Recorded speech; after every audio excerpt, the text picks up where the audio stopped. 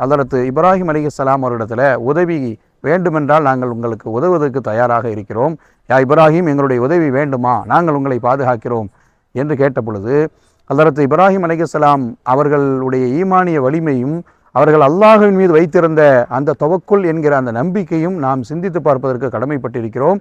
எனக்கு உங்கள் யாருடைய உதவியும் தேவையில்லை, நான் அல்லாஹ்வை நேசிக்கிறேன், அவனை உளப்பூர்வமாக நம்பிக்கிறேன், அவன் மீது எனக்கு தவக்குல் இருக்கிறது, நம்பிக்கை இருக்கிறது. எனவே என் ரப்பு என்னை பார்த்து கொள்வான், என்னுடைய இறைவன் அல்லாஹ் என்னை பார்த்து கொள்வான்.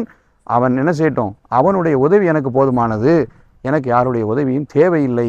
ஹஸ்புனல்லாஹு வ நிஅமல் வக்கீல் என்று ஹதரத் இப்ராஹிம் அலைஹிஸ்ஸலாம் அவங்க சொன்னாங்க.